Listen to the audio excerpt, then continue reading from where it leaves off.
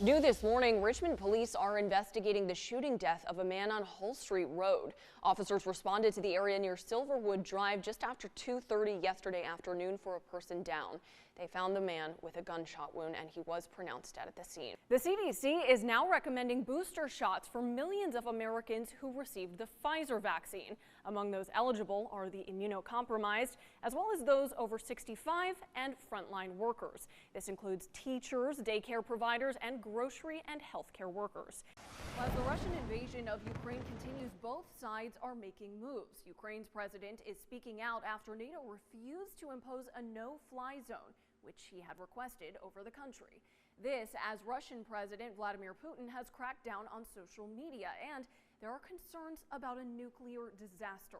New this morning, the Greenbrier Mall in Chesapeake was evacuated last night after reports of gunfire nearby.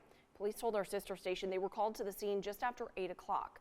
Officers found a crime scene in the mall parking lot, but no injuries were reported. Police say the mall was evacuated as a precaution.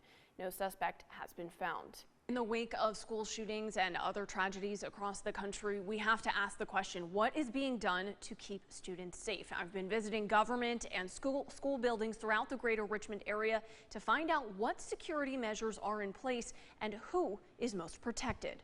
Panic at Essex County High School. Shots were fired and 2 sheriff's deputies assaulted at last night's football game. 8 News reporter Talia Cunningham has the details after speaking with someone who was there. Police have identified the victim as Nancy Johnson, saying she was hit by a car near where Chamberlain turns into Belvedere Street.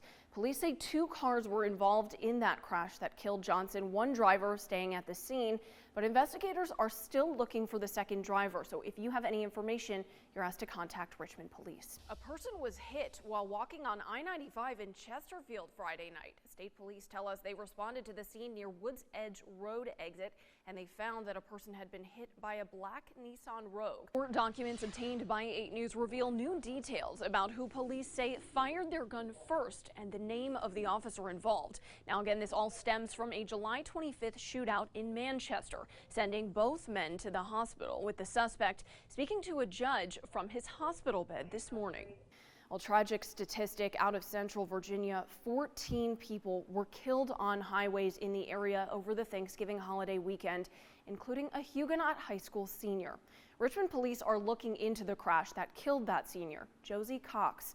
Her family and loved ones, of course, trying to process the loss. The CDC reversed course last week, recommending that people in areas of high transmission of COVID-19 wear those masks indoors, regardless of whether they're vaccinated. Here at home, Governor Ralph Northam followed suit, but it still isn't a requirement. Now, as you mentioned there, next up, playoffs for both Dinwiddie and Thomas Dale. Coach Tucker telling me if they can stay healthy, he believes the Knights have a good shot at going far. Now, what do you got next?